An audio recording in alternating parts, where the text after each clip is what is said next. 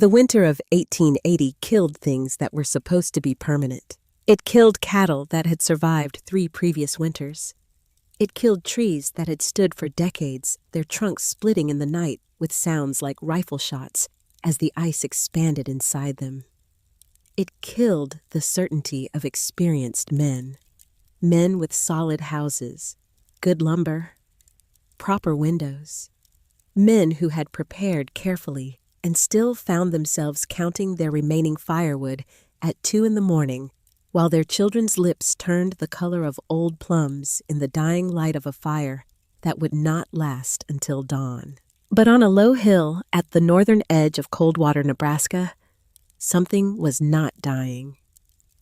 Through the white fury of that storm, 42 degrees below zero wind that moved like a living thing with nowhere else to be, a thin thread of smoke rose straight up from what appeared to be nothing more than an ordinary hillside.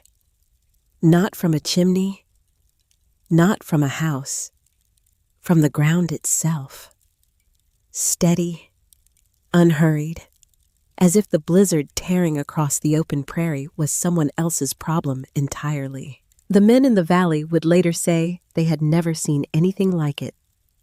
They would say it the way men say things they cannot explain and are not sure they want to. Her name was Agnes Merritt. She was 63 years old, and 6 months before that storm, she had walked into Coldwater carrying everything she owned in a flour sack bag. This is the story of what she knew, and what it cost her to use it. The winter of 1880 killed things that were supposed to be permanent. It killed cattle that had survived 3 previous winters. It killed trees that had stood for decades, their trunks splitting in the night with sounds like rifle shots as the ice expanded inside them. It killed the certainty of experienced men. Men with solid houses, good lumber, proper windows. Men who had prepared carefully and still found themselves counting their remaining firewood at 2 a.m.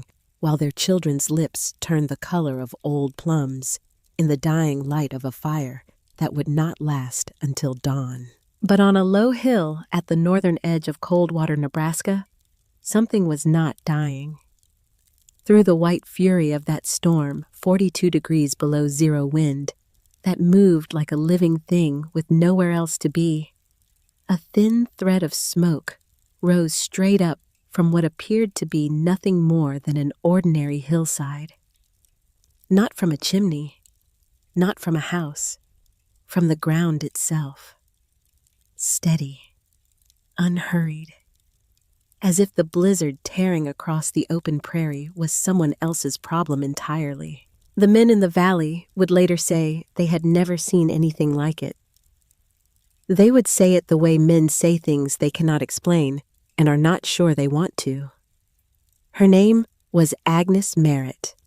She was 63 years old, and 6 months before that storm, she had walked into Coldwater carrying everything she owned in a flour sack bag. This is the story of what she knew and what it cost her to use it. Harold Merritt died on a Tuesday in February, which was not the worst part. He was carrying water to the horses, the way he had carried water to the horses every morning for 30 years. The bucket was still in his hand when Agnes found him 3 hours later, frozen to the ground beside the trough. His fingers still wrapped around the handle, as if some part of him had not yet received the news. The ground was too hard to dig, so she covered him with the good quilt, the one her mother had made, and she sat beside him in the cold until the neighbor's boy came to help. That was February. Cyrus came in March. Harold's son from his first marriage. A man Agnes had met 11 times in 30 years of marriage. 11 times.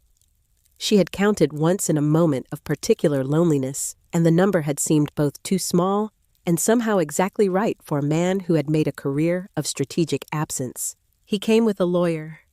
The lawyer had a document. The document was old, older than Agnes's marriage to Harold, older than the farm they had built together, older than the two small graves under the cottonwood tree in the south field. It had been drawn up in the months after Harold's first wife died, when Harold had wanted to make sure his only son would inherit. In 30 years of marriage, Harold had never updated it, never mentioned it, never once said, "Agnes, there is a piece of paper that means the ground under your feet is not yours." Maybe he meant to. Maybe he kept meaning to, and then the years kept passing the way years do when a person is busy living in them. It did not matter now. Cyrus explained it with the careful gentleness of a man who has decided that what he is doing is reasonable. 30 days, he said. She could keep her clothes, her Bible, one small trunk of household items. There was a home for elderly widows in Lincoln. He had already made inquiries. They had space. He said the word space the way you say it about a room. Not about a life. Agnes listened to all of it. She did not argue, did not cry, did not beg. She nodded once, went upstairs, sat on the edge of the bed she had shared with Harold for 30 years, and looked at her hands. 63 years old, those hands. Brown across the knuckles from 3 decades of prairie sun. The joints swollen in the specific way of joints that have done 40 years of hard work and are now keeping a detailed account of every instance of that work. There was a scar at the base of her left thumb from a butchering knife in the winter of 1862. A paler scar on the inside of her right wrist from a kettle that had tipped when she was reaching toward a child who had cried out. A child who was now under the cottonwood in the south field next to a smaller marker that Agnes had cut herself from a piece of good oak.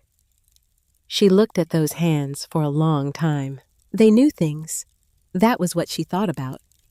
They knew how to make soap from rendered fat and lye, how to set a snare in the narrow passage between 2 rocks where the animal tracks said rabbits moved at dusk, how to deliver a calf turned wrong inside its mother, how to read the surface of a creek bed in the dark, how to seal a wall with clay and cut prairie grass in the way her grandmother Nora had taught her, sitting by a fire in Tennessee when Agnes was 9 years old, and the world still had the particular smell of wood smoke and safety. Her hands knew enough to start over. It was not a brave thought, not a hopeful one. It was simply the thought that her hands made available to her.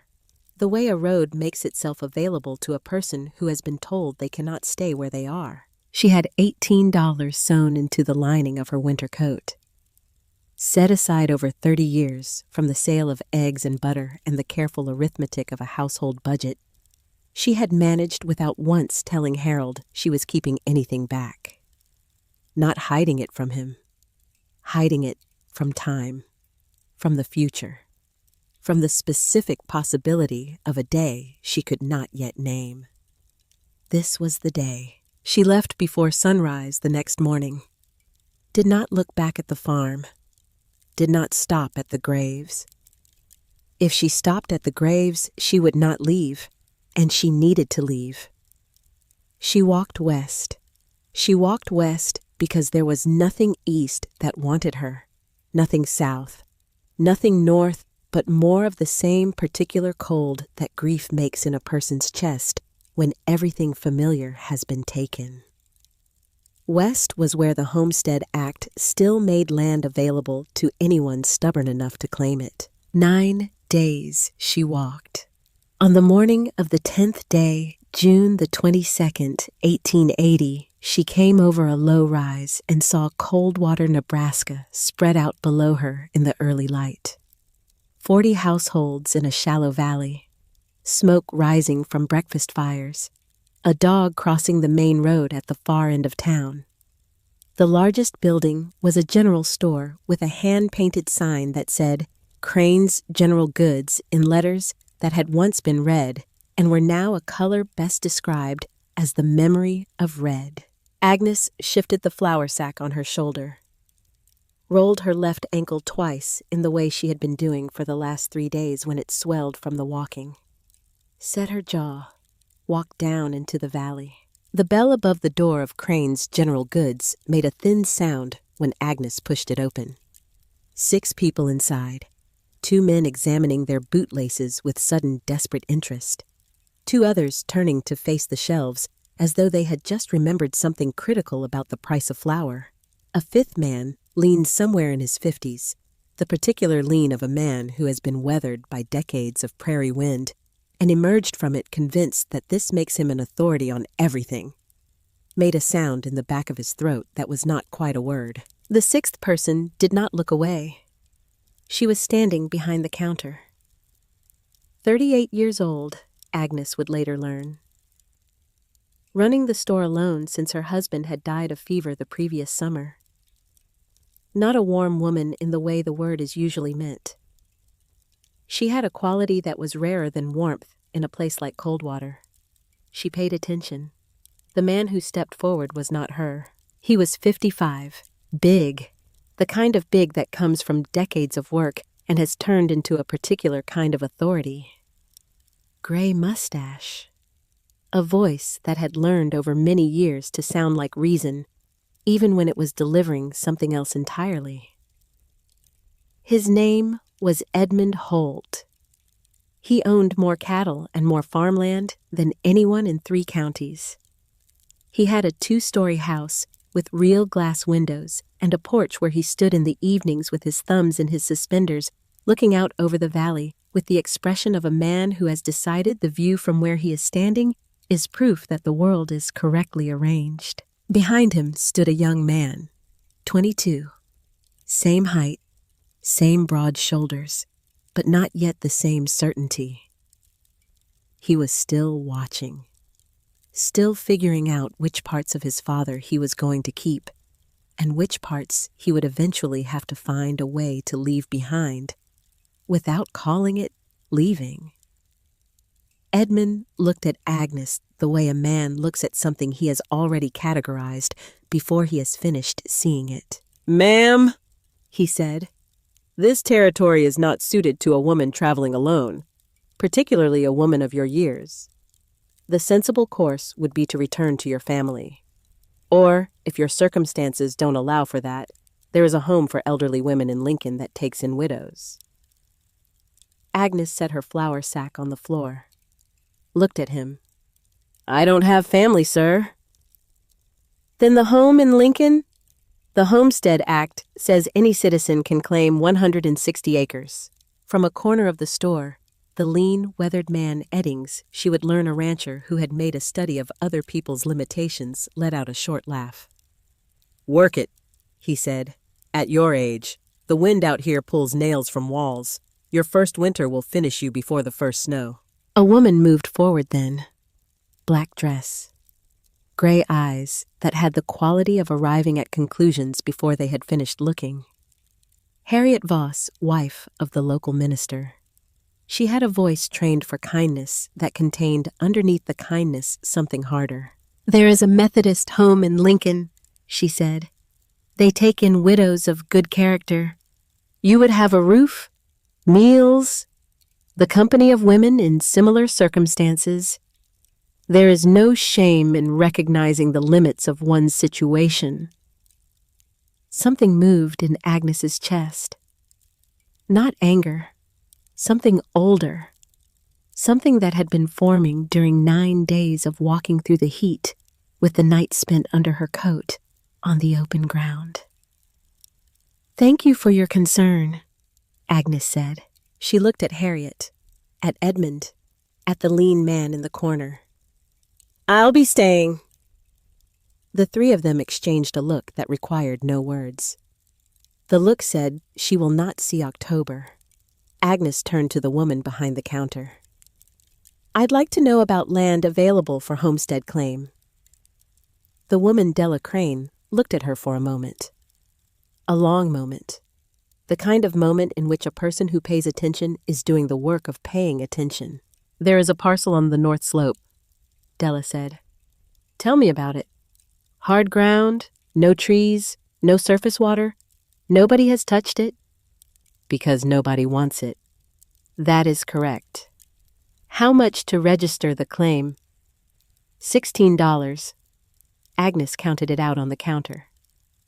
$16, which left her two, and a flour sack, and whatever the North Slope turned out to be. She found out the next morning. The North Slope was everything Della had described, and nothing more. The ground was pale and dense, the kind of soil that looked as though the life had been pressed out of it over centuries. The grass grew low and yellow. The wind from the open prairie hit it directly. No trees to slow it, no shelter of any kind. Even the birds seemed to have reached a collective agreement to avoid the place. Agnes stood on that ground for a long time. She looked at the hill that formed the northern edge of the claim. She looked at the way it rose, the way the south face caught the morning sun, the way the ground on that face was slightly darker than the rest, not much, but slightly. The way her grandmother Nora had told her to look for. The way that meant the soil had more moisture, held more heat. She walked up to the hill, pressed her hand flat against the slope. The soil was warm, not from the June sun alone, from underneath, from the earth itself, which had been holding the season's heat in its layers, the way her grandmother had described 45 years ago by a fire in Tennessee. The earth doesn't fight the weather, Agnes. It absorbs it and gives it back. If you build your house in the earth, you're not building a house. You're joining something that was already there. Agnes straightened up. She spent the rest of that day making calculations with a stick in the dirt. The next morning, she went back to Della's store and bought a second-hand shovel for $2.50. On credit, she began to dig on the south-facing side of the hill. Not down the way you dig a well, inward, the way an animal makes a den. She was making a room inside the hill, letting the earth be the walls instead of something to be fought. The work was severe. Her hands blistered before noon of the first day. The blisters broke open and then reformed as calluses over the following week, the skin thickening in layers, the way all things do when they are asked repeatedly to endure something. Her nails broke to the quick. The muscles of her back burned each night with a specific deep pain that made sleep partial and uncertain. But the hole grew. On the third day, Edmund Holt rode by. He stopped his horse at the edge of her property line, looked at her covered in dirt to the elbows, gray hair tied back with a strip of cloth torn from the hem of a second dress. Boots' caked face streaked where she had wiped sweat with the back of her wrist. "In the name of creation," he said, "what are you doing?" It was not a question the way he said it. "Building my home, sir." He looked at the hole in the hillside, then back at her. The expression on his face was the expression of a man who has encountered something that does not fit his existing categories and is finding it irritating. That is a hole in the ground. Civilized people build wooden houses. There is a reason a house costs what it costs. Gypsum for a decent small house runs $80, sir. I have two, and every animal in this valley survived last winter in a structure that cost them nothing. Edmund Holt's face did something complicated. He was not accustomed to being answered, particularly not by an elderly woman with a borrowed shovel and $2 to her name who did not stop working while she did it. He spurred his horse and rode away without responding. That evening, Agnes sat at the entrance of the unfinished hole and ate the dinner she had bought from Della on credit. Hard bread, dried venison, 3 cents worth of salt. She thought about Harold lying frozen by the trough, about Cyrus with his clean fingernails and his lawyer's document and his 30 days, about the 2 small graves under the cottonwood, about her grandmother Nora's hands in her lap by the fire. Then she set those thoughts down, the way Nora had taught her to set things down when they were heavier than the moment could carry. She picked up her shovel, went back to work. That was the evening Della Crane came. She appeared at the edge of the dig site carrying a small leather-bound notebook. She walked down the slope with the deliberate step of a woman conducting business, set the notebook on a flat rock between them. "I will extend you credit for supplies," Della said. "You can pay with money when you have it, but the terms are not money." Agnes looked at the notebook. "What are the terms?" "I don't know yet." Agnes raised her eyes from the notebook to Della's face. Something in that face was doing something Agnes could not quite read. It was not warmth, not pity, not the particular complicated mixture of those two things that Agnes had been receiving since she walked into cold water. It was something more like calculation, the focused attention of a woman who had been watching and had reached a conclusion she was not yet ready to put into words. "When I know what I want," Della said, "I will come and tell you. You will sign for the terms now, or I extend nothing." A trap or an opportunity. Agnes could not tell which.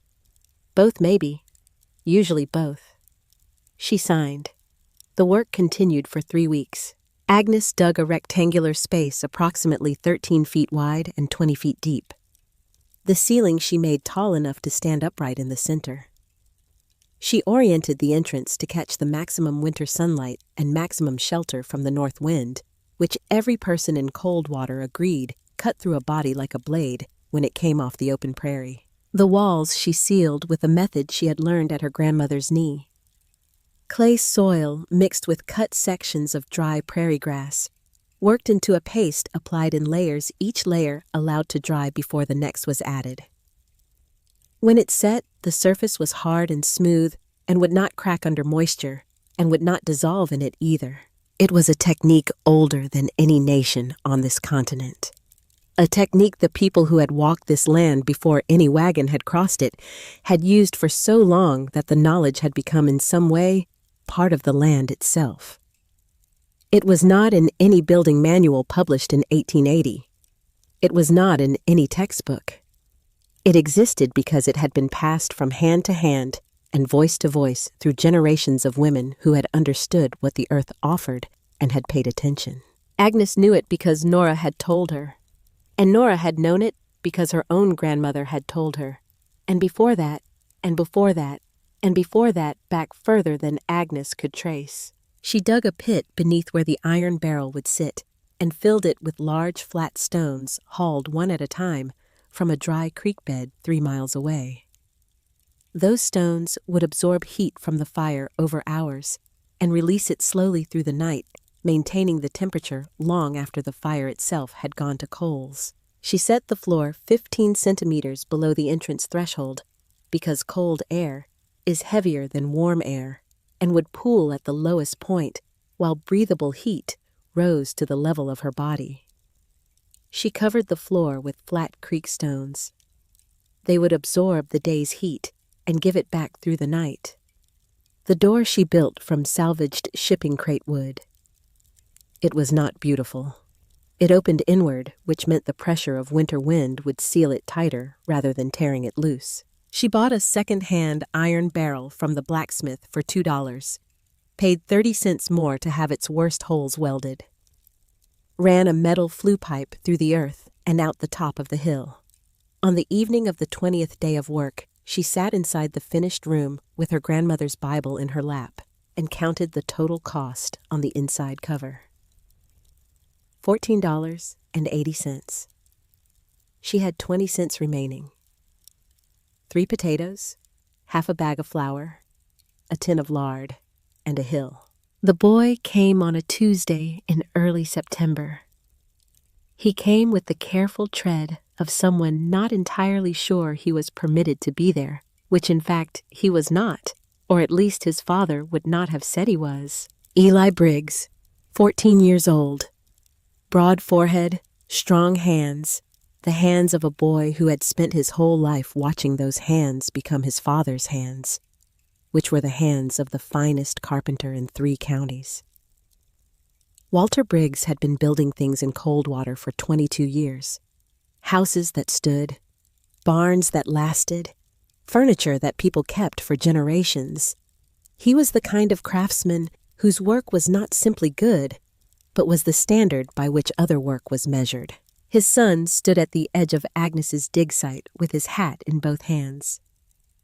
"My father says you'll be dead before Christmas." He said it the way children say things they have been told, with the particular tone of someone repeating a lesson they have not yet decided whether to believe. Agnes set down her shovel, looked at him. He had walked up here knowing his father would not approve. He had done it anyway. That was worth something in a person of any age. More worth something in a person of 14. "Your father is a fine craftsman," Agnes said. "Yes, ma'am. The best in 3 counties. Carpentry is a conversation with wood." Eli looked at the hillside, at the sealed walls visible through the entrance, back at her. "What's this? A different conversation?" He looked at the entrance for a long moment. Then, "Can I see inside?" She stepped aside. He went down the entrance step and stopped, stood still for a full 3 seconds in the specific stillness of someone receiving information they were not prepared for. "It's warm," he said. "The stones hold the day's heat." He turned slowly, looked at the walls, the ceiling, the flat floor. He walked the perimeter the way a person walks in a space that is making them rethink something. His fingers found the wall and pressed against it. Testing. Reading. The same instinct his father had to understand a thing through the hands first. "My father says this will collapse." "Your father builds against the weather," Agnes said. "This works with it." Eli pressed his palm flat against the sealed earthen wall, held it there. "Will you teach me?" he said. Agnes looked at him, 14 years old, the son of the man who had publicly said she would not survive to see snowfall, standing in her home, asking, "If you come, you tell me. If you go, you tell me. I will not have your father saying I lured his son up here." "Yes, ma'am." "And whatever you learn here, you tell him, even if he doesn't want to hear. Knowledge you keep from the people who matter is only half yours." Eli nodded slowly. He stayed 2 hours. Agnes showed him the wall mixture, the ratios, the way you tested whether the clay was right by pressing your thumb in and watching how the impression filled itself back. She showed him the placement of the stones under the barrel. Why those particular stones from that particular creek held heat better than the rock you found on higher ground. He listened the way some people pray, all of him attending. When he left, the sun was moving toward the flat line of the horizon in the long Nebraska way, the light spreading sideways across the grass, until it seemed to go on forever. Agnes stood at the entrance and watched him walk down toward the valley. His small shape getting smaller, disappearing into the blue of the coming evening. She did not know yet what would come of it, but she knew something had started. Walter Briggs found out the next morning. The way men in small settlements find out about most things, someone had seen Eli coming down the hill and mentioned it at the smithy, and the smith had mentioned it to Walter when he came in to collect a repaired hinge. Walter did not say anything at the smithy, paid for the hinge, walked home, found Eli at the kitchen table doing arithmetic by lamplight. "Where were you yesterday afternoon?" The half-second pause before Eli's answer was 1/2 second too long. "Up the hill." The silence in the kitchen changed its quality. Her hill. "She knows things, Father." Eli said it without flinching. "Things you don't know. I'm not saying that to be disrespectful. I'm saying it because it's true, and I thought you'd want to know." Walter made a sound that was not a word. He struck his son once across the face. Not hard enough to damage, hard enough to mean something. Eli went quiet. Hand came up to his cheek. Stayed there. Walter turned to the kitchen window. stood with his hands still at chest height, not yet lowered. Looking out in the direction of the north slope, where in the last of the evening light, a thin thread of smoke was rising from what appeared to be an empty hillside. Thin, steady, rising straight up before the wind caught it. He was a man who had built things his whole life. Good things. Things he had earned the right to be proud of. And it had made him, over time, less open to the possibility that what he did not know might matter more than what he did. He lowered his hands.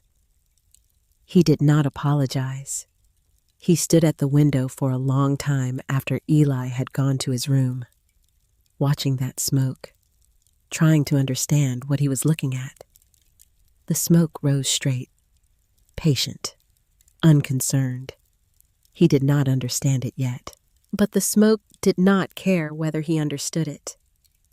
The week of the 15th of September brought the first real chill. The cottonwood leaves at the edges of the eastern creek began their yellow trembling. The mornings carried a sharpness that the experienced settlers recognized not as a comfort, but as a warning dressed in beautiful clothes. Agnes was gathering. She moved across the prairie in the early hours, conserving the strength of a 63-year-old body that had spent the summer doing the work of a 30-year-old body and was now asking politely but firmly for some consideration. She collected dried fuel from the low ground, where it collected after the wind moved across the open range. She gathered the edible roots she had been cataloging since July, before the ground hardened. She dried the herbs she had cut in August and hung them from the ceiling of the dwelling in small bundles that filled the air with a smell like meadow and sunlight and the kind of summer that is already past. She was not preparing for hardship. She was paying attention to what the earth was offering before it changed its offering. Her grandmother had told her once the people who survive difficult seasons are rarely the strongest in the moment of crisis. They are the ones who did the quiet work in the time before. When nobody was watching, when there was no immediate reward for paying attention. Agnes paid attention. The home was nearly finished in every practical sense by the second week of September. The entrance faced south-southwest to catch the maximum winter light. The oiled paper windows admitted a soft, diffuse glow that was warm without being harsh. The stone floor had been fitted carefully, each piece set in contact with the next so the heat would travel through the whole surface and not pool in isolated patches. She stood at the entrance on a cool September evening and looked at what she had made. From the outside, it was almost nothing. A low mound, a door set into a hillside, a small pipe rising from the grass on the slope above, the kind of thing you could walk past on an ordinary day and never notice. From the inside, it was everything. Warm, solid, quiet in the particular way of a space that held you rather than exposed you. The walls did not creak against the wind. The floor did not give under her feet. The air had a temperature that belonged to September afternoon, even after the outside had dropped to something sharper. She pressed her palm against the south wall. The warmth came back. Steady, patient, without any interest in being thanked for it. Just as she had pressed her palm against a different wall years and years ago beside her grandmother, by a fire in Tennessee, and felt the same thing. The same patience. The same refusal to fight what it could not change. She stood there for a moment longer than she needed to. Then she went inside, closed the door behind her. Outside, the autumn wind moved across the Nebraska grass in the long, slow way of things that are building towards something larger. Inside, the stones held their warmth. And the smoke from Agnes Merritt's fire rose straight up into the cooling September sky. Thin, steady, as it would rise through every night of what was coming. October arrived the way it always did in Nebraska, with beauty first, then the threat behind the beauty. The days were gold and wide. The light came in low and flat across the grass and turned everything it touched into something worth looking at twice. The air smelled of dry earth and the slow, particular sweetness of things winding down. It was the kind of weather that made a person want to believe the world was generous by nature. The experienced settlers knew better. They had learned to read October the way you read a person who is smiling while reaching for something behind their back. Beautiful. Yes. And also a warning. And also a clock. Agnes had been reading it since September. The fuel pile under the rock overhang was now 3 feet high and 4 feet deep. Dry. Covered. Protected from moisture by a flat piece of lumber she had bought from Della for 30 cents and wedged into the overhang at an angle. The dried meat hung in rows from the ceiling hooks inside the dwelling rabbit, mostly from the snare she had placed and replaced and relocated through October as she learned the particular habits of the animals on this slope. The clay pots on the shelves held flour and cornmeal and salt and a quantity of dried root vegetables she had packed in sand to keep them from softening through the winter months. She had done the arithmetic 4 times now. Different versions. Best case. Worst case. The case where the winter ran long and the snare stopped producing and the stores had to stretch. Every version came out the same. She had enough. Not comfortable enough, not easy enough, but enough to survive until April, even if the winter turned severe, which the animals were telling her it would. The beavers on the eastern creek were building higher than anyone in Coldwater had ever seen them build.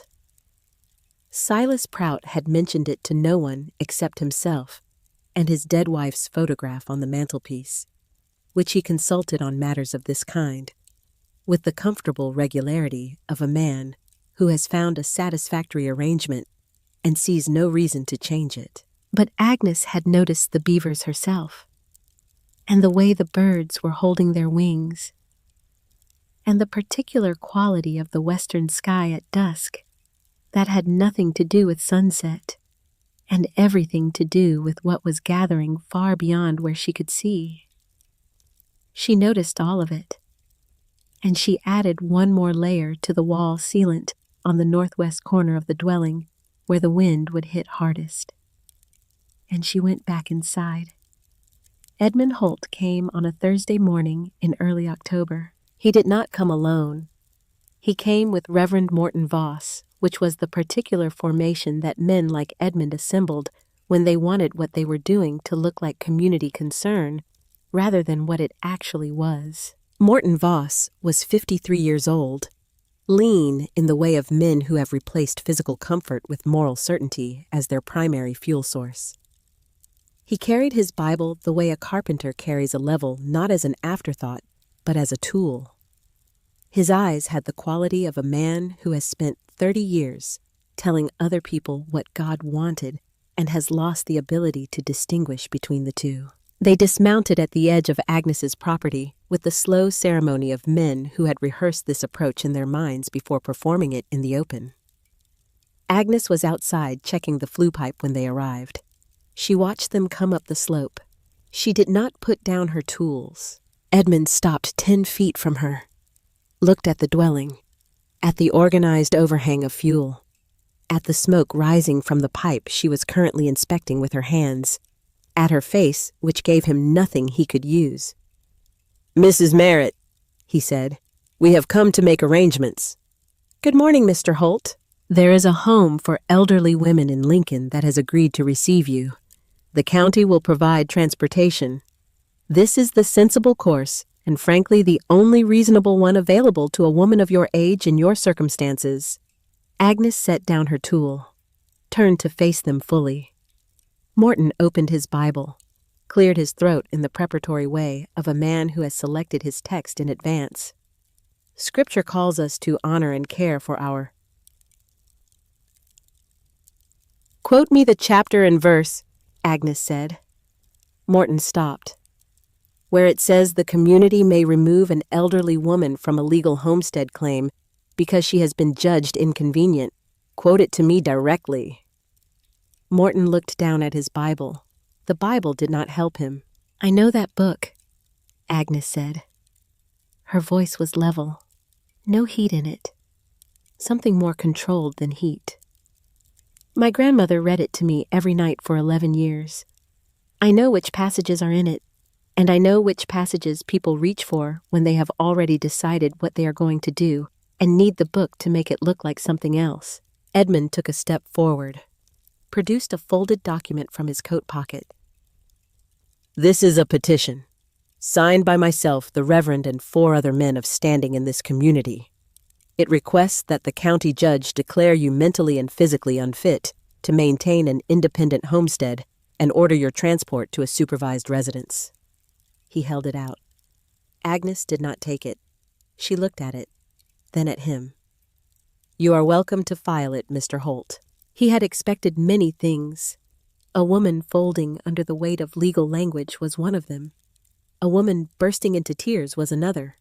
A woman reasoning with him, bargaining, asking for more time.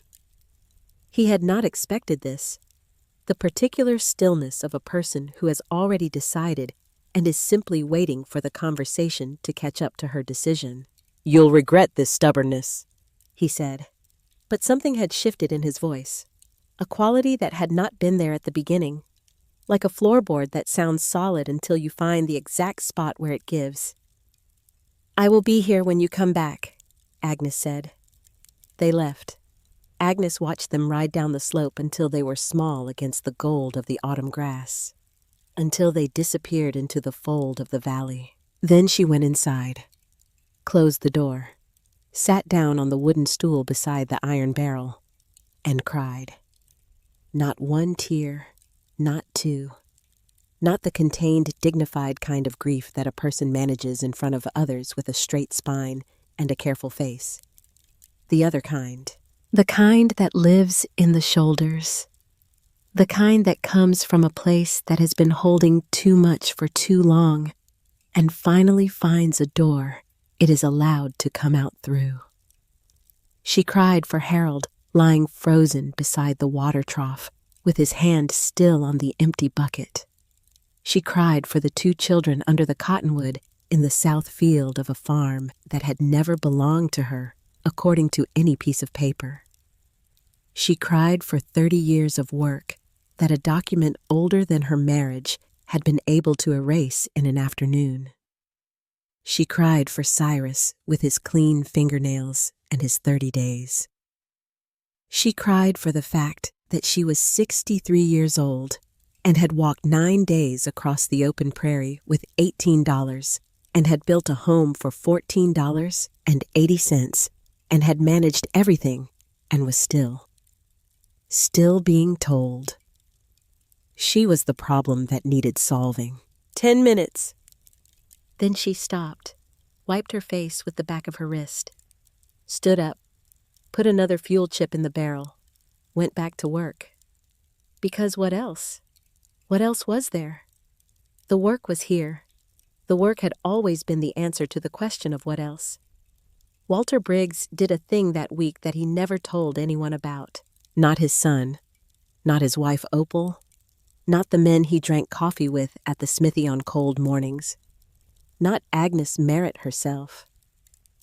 It was a thing he did alone on a Wednesday afternoon when Opal was resting and Eli was at his apprentice work at the carpentry shop, and the house was empty and quiet, and Walter had been standing at the kitchen window for 20 minutes looking at the north slope.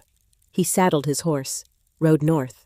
He stopped at the edge of Agnes's claim, sat on the horse for a long time, looking at the grass-covered mound that was her roof. The door set into the hillside, the flue pipe rising from the slope above. He dismounted, tied the horse, walked the last distance on foot. Agnes was not there. She had gone to the dry creek bed to gather more flat stones, 1 load at a time, 3 miles each way. Walter stood at the entrance. He put his hand on the door frame. The wood was salvaged shipping crate lumber, rough, nothing like the clean-cut pine he worked with. But the frame fit. The joints were tight in the way joints are tight when the person making them understands that their life may depend on the joint holding.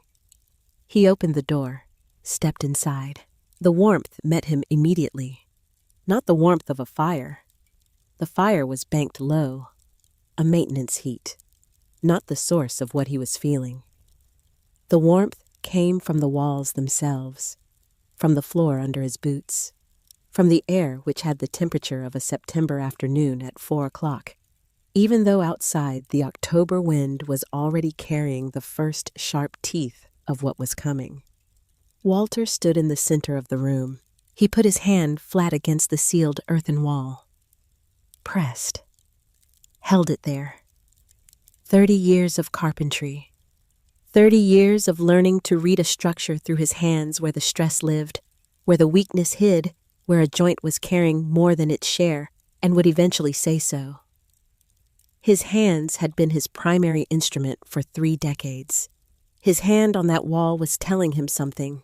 It was telling him that what he was touching was not inferior to what he built, was not primitive, was not the desperate improvisation of an old woman with no money and no options.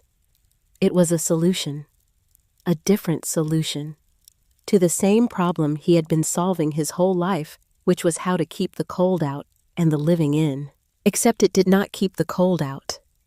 It did not fight the cold at all. It simply existed at a different temperature than the cold.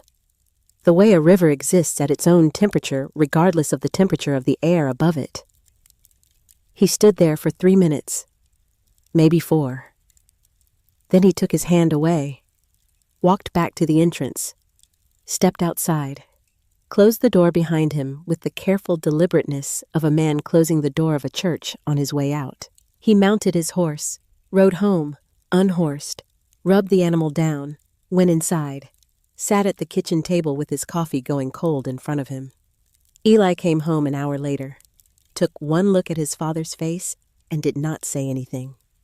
Because Eli was 14 and had already learned certain things about the space between what a person knows and what they are ready to say.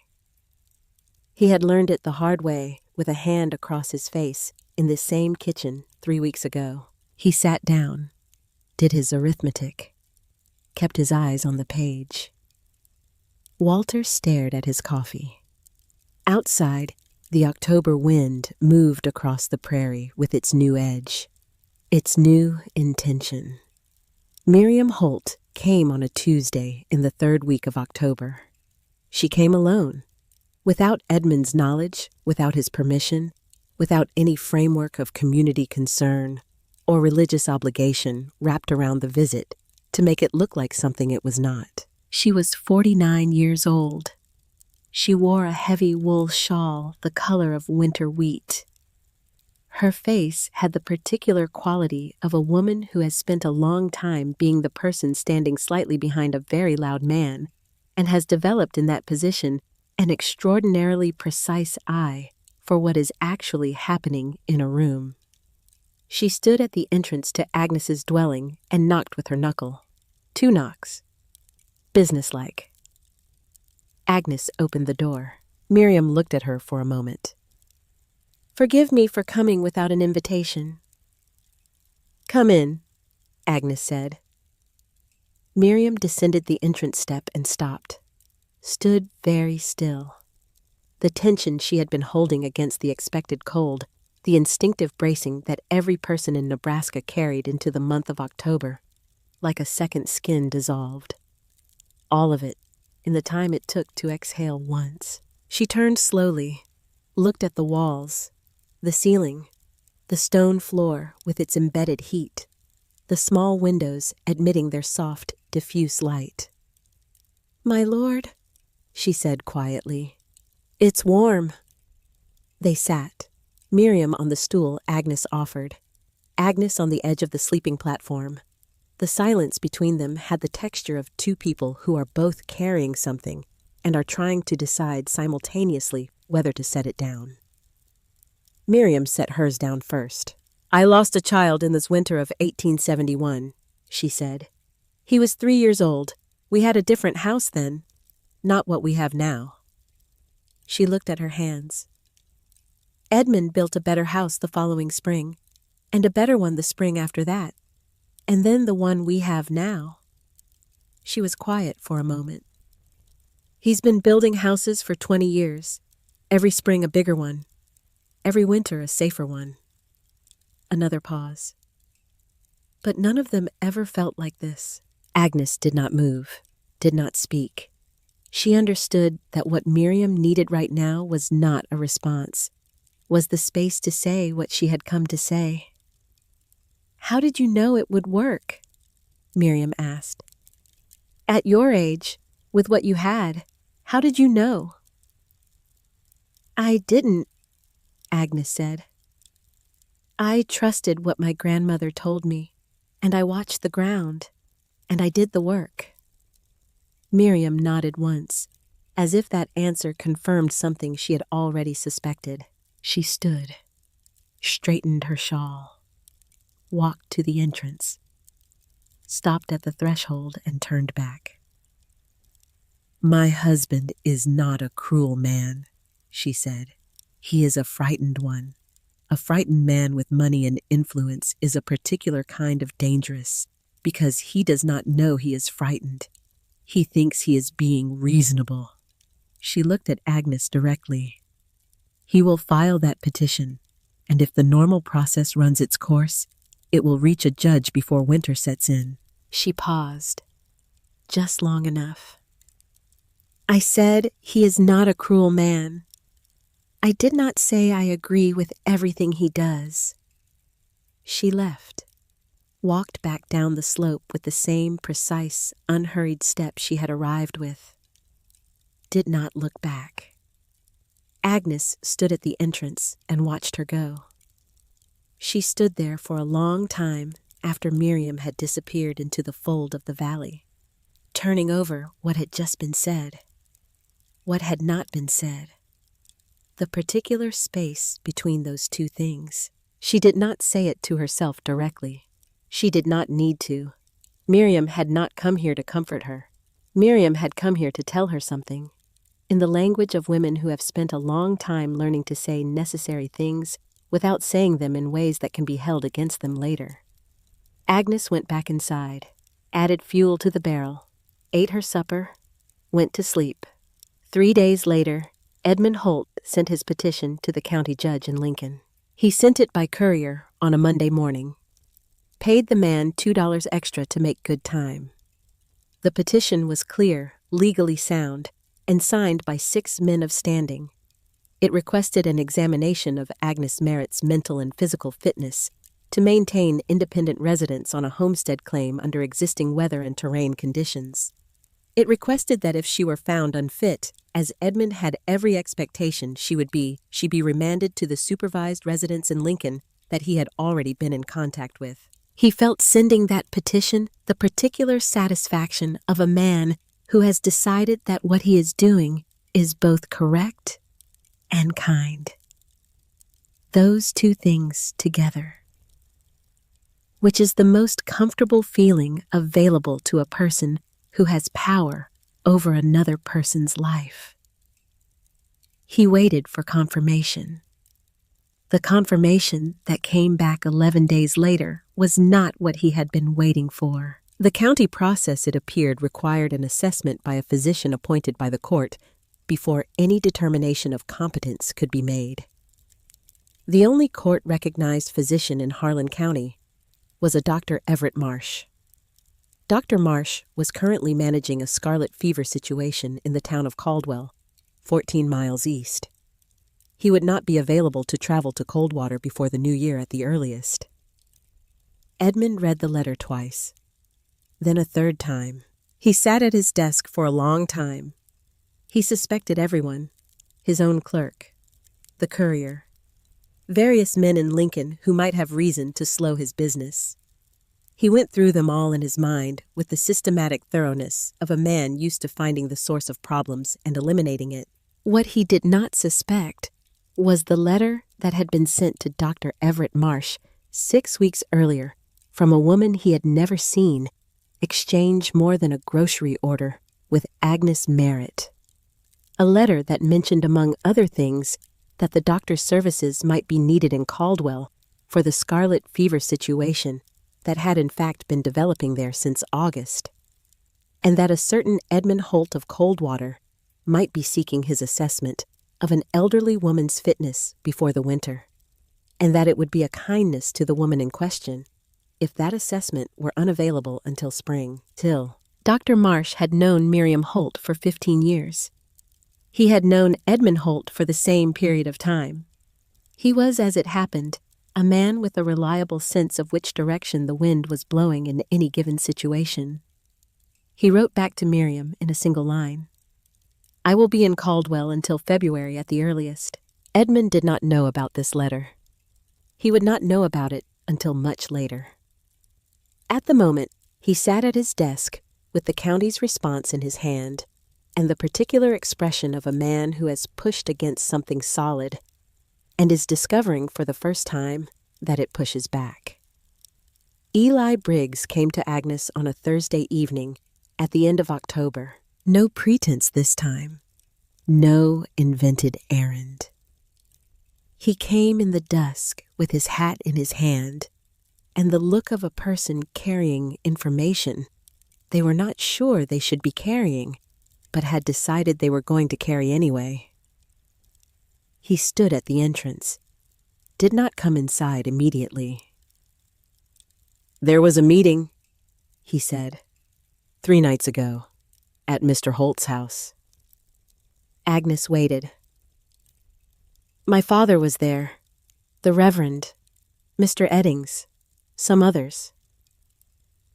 "Tell me." "They talked about the legal petition.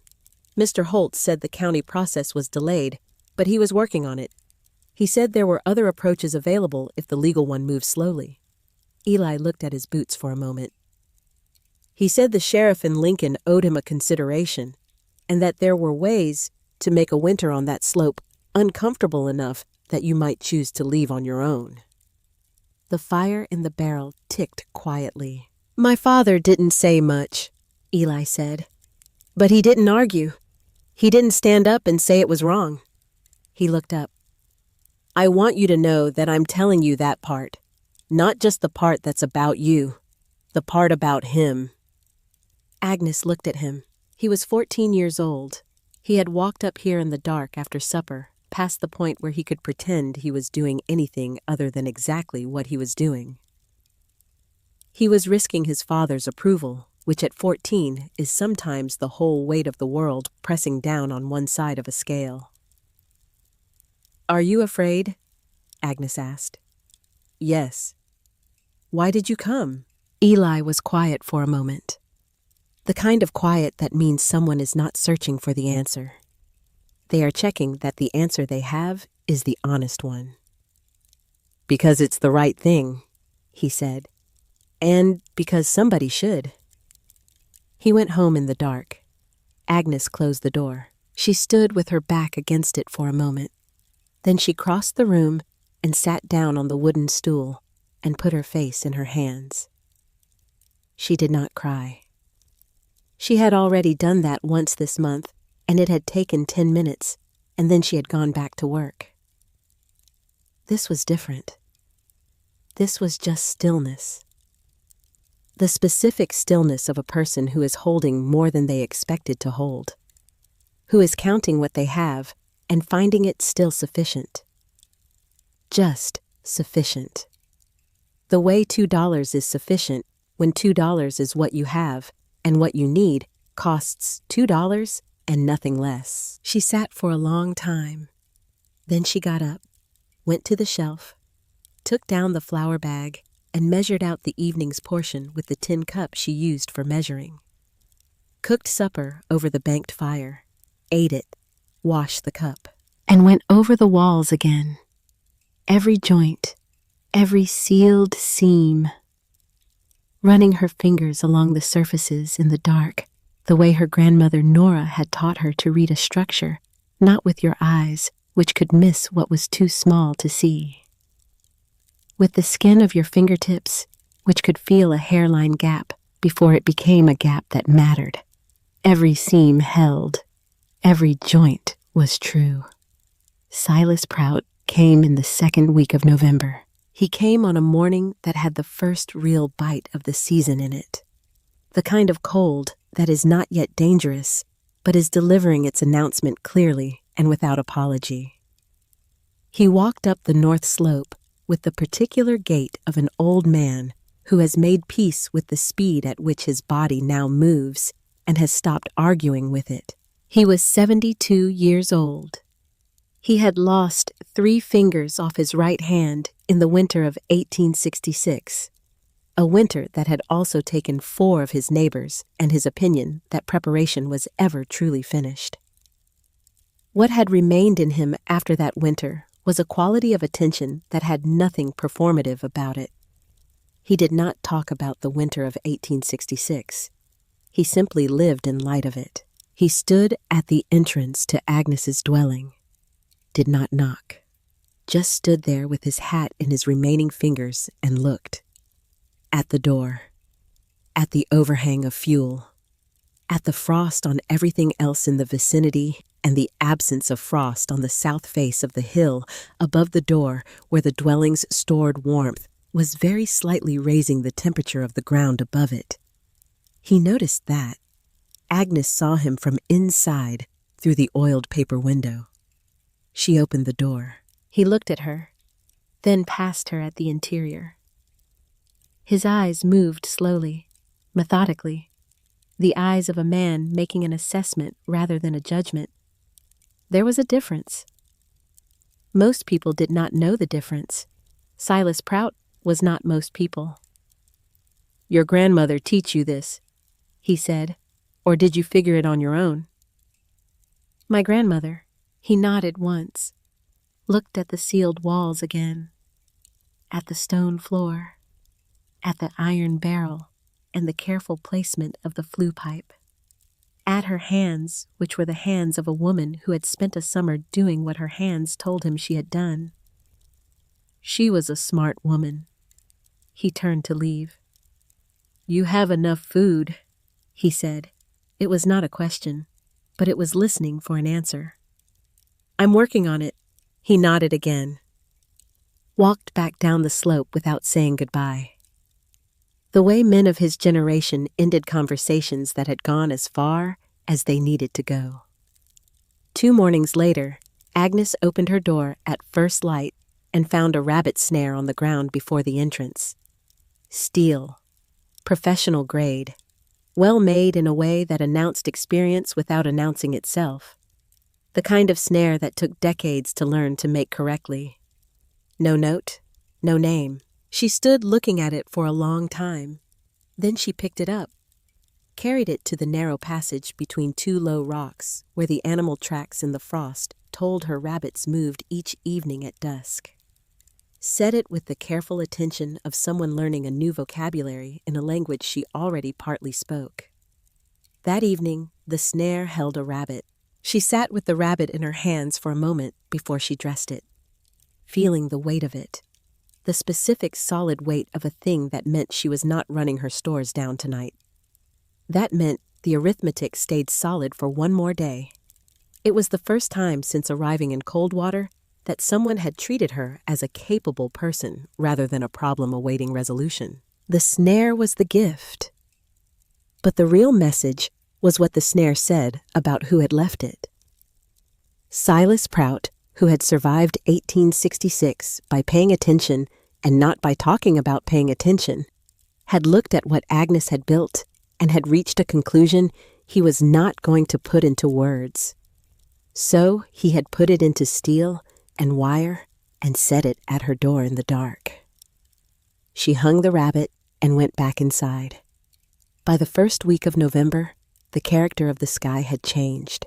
The angle of light was different. Lower, as if the sun had somewhere else to be and was conserving itself for the journey. The creek at the bottom of the valley carried ice at its edges, each morning thin sheets that melted by midday but returned each night a little thicker, a little further from the bank. The grass on the open prairie had gone the color of old straw, dry and pale and waiting. The wind was simply present now, constant, not rising and falling with the breath of the day, but simply there, pressing. The way a hand presses flat against a surface to test how much it will give. Agnes had completed her preparations. Her fuel supply would carry her through April, even in a hard winter, because her dwelling needed a fraction of what a wooden house burned to maintain a livable temperature. She had food for 4 months, dried herbs for medicine, and for the particular comfort of something that smelled of summer in the dark middle of a January night. Her snare was producing reliably now that she had learned the slope's rhythms, which rocks the rabbits favored, which passages they used at which hour, how the wind's direction affected their movement. She did not think of what she had done as extraordinary. She thought of it as attention, as doing what her grandmother had taught her to do, which was to watch what the earth was offering and accept it before it changed its offer. But down in the valley, things were not the same. Opal Briggs had developed a cough in the 3rd week of October. She described it as nothing serious in the way that women of her generation described things that were beginning to become serious. The cough had the particular quality of something positioning itself to become worse under the right conditions, which the coming months were going to supply in abundance. Walter heard it every night through the thin wall between rooms. He was adding another log to the main fire. Checking the new room, the room he had built that autumn off the east side of the house with the Kansas City fireplace he had sourced from a supplier and was very proud of. The room was beautiful. The fireplace was beautiful. The flue design under sustained north wind created a reverse draft that filled the room with smoke before it could warm it. Walter had discovered this in October during a trial run and had sealed the room off and had been trying to figure out how to solve the flue problem ever since. He stood outside the new room at night sometimes, hand on the exterior wall, listening to the way the wind moved against it, the way the boards shifted slightly against each other in the gusts. Nothing serious, nothing structural, but something that a man with 30 years of carpentry in his hands could feel as clearly as a conversation. The house was telling him something. He was trying to understand what. Edmund Holt inspected his new stable in the evenings after supper. It had cost nearly $300. It was well framed, good board siding, real windows, a roof designed by a man who had built many roofs and had reason to trust his designs. He stood inside it on a November evening and ran his hands along the framing, checking the joints, the way they always checked things in November, making sure everything looked the way it was supposed to look, which was, he told himself, exactly the point, because he had built it that way, because he knew how to build things that were supposed to look right, that were supposed to stand up, that were supposed to last. His son, Thaddeus, stood beside him, 22 years old, same height, same breadth of shoulder, the same habit of standing with his weight slightly forward, which Edmund had always read as confidence, though he was beginning very slowly to wonder if it might also be a kind of permanent readiness for something he could not name. Thaddeus looked at the stable roof, at the way it was designed to shed snow load, at the calculations his father had made about pitch and beam width and the maximum accumulation this part of Nebraska could reasonably expect. He did not say what he was thinking. He had learned not to say what he was thinking in certain categories of conversation.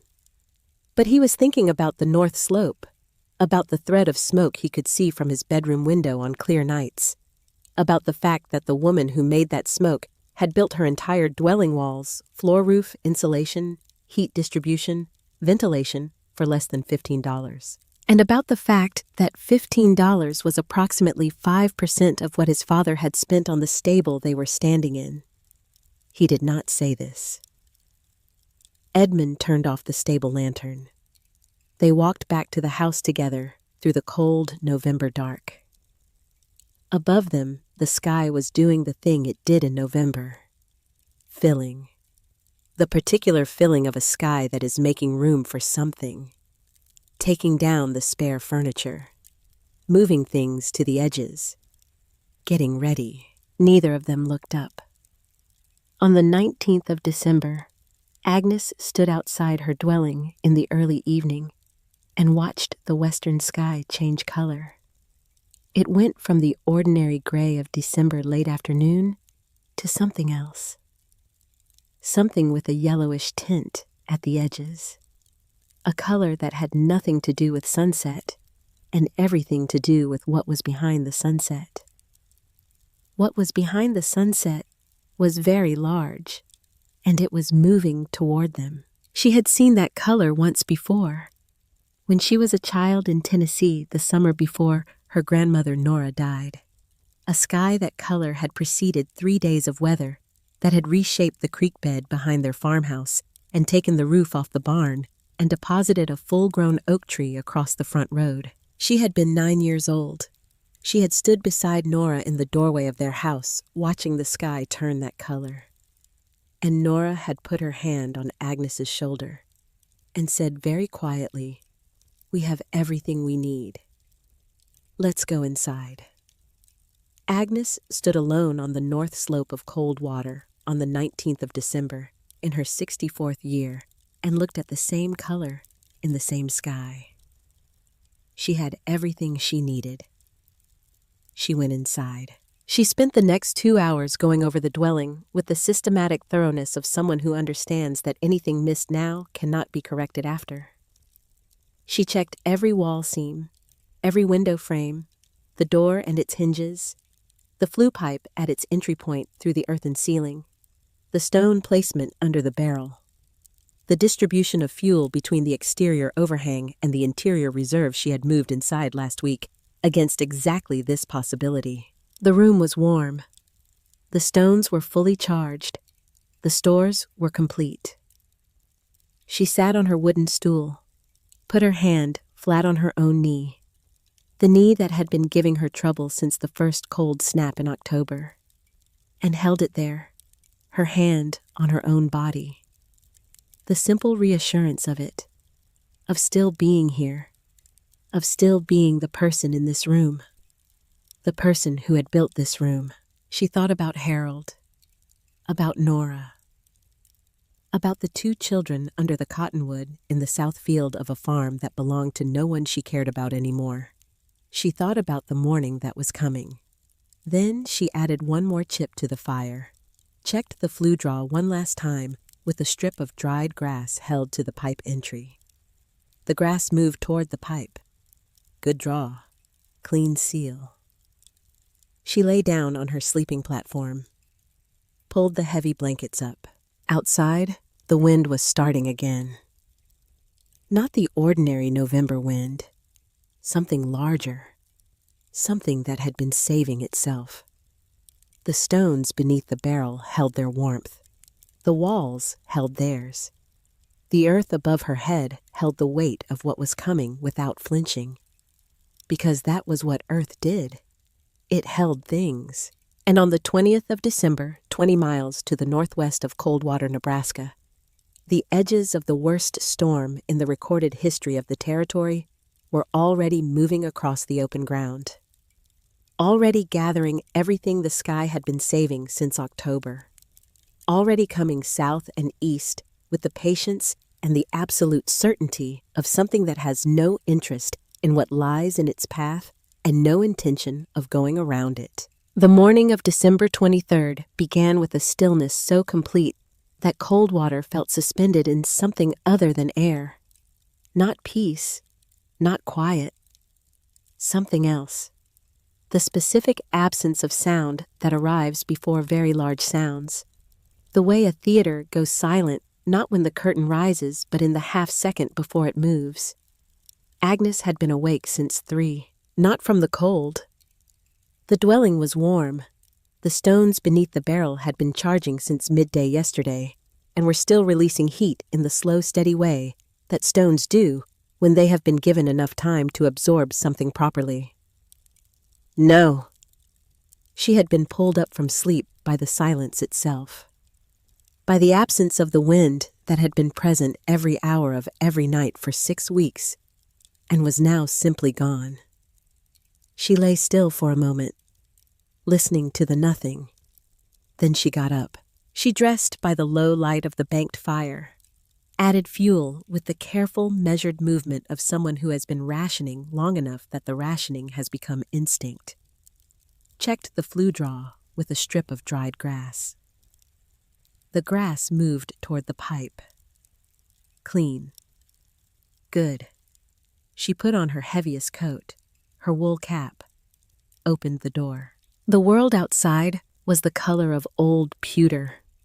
Flat gray from one edge to the other, no variation, no suggestion that anything existed behind the sky except more sky.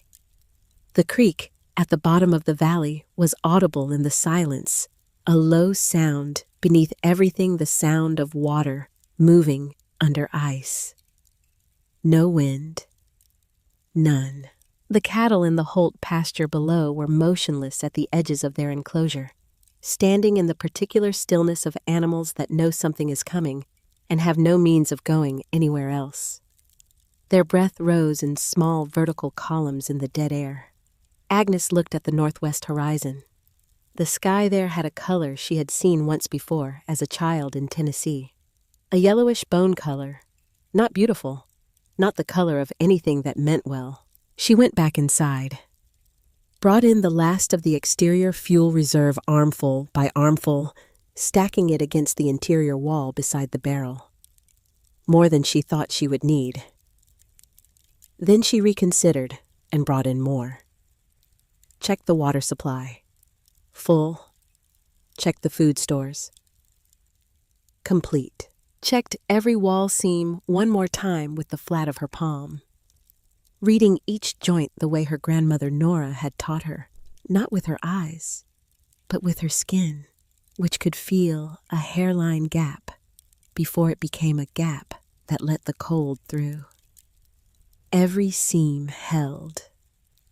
She sat down on the wooden stool, picked up the sock she had been mending for 3 days. Thread and needle, small deliberate movements, the work of hands that know what they are doing and do not need to be told. Outside, very far to the northwest, something that had been gathering since October was making its final decision. It arrived not as weather. It arrived as a verdict.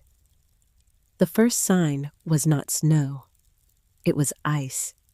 Needles of it driven horizontal by a wind that materialized out of the dead still air, the way sound arrives after lightning, the gap between the calm and the violence existing for only a moment before the violence filled everything. Agnes heard it hit the door, a sound like thrown sand, like 1,000 tiny fists arriving simultaneously.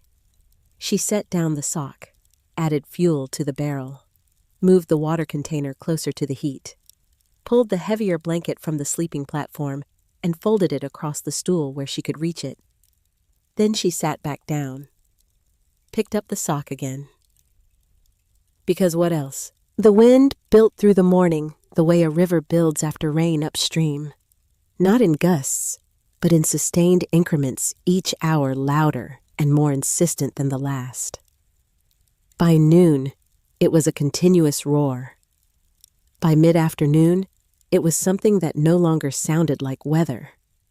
It sounded like intention, like something that had specifically decided to be here and had no plans to be elsewhere.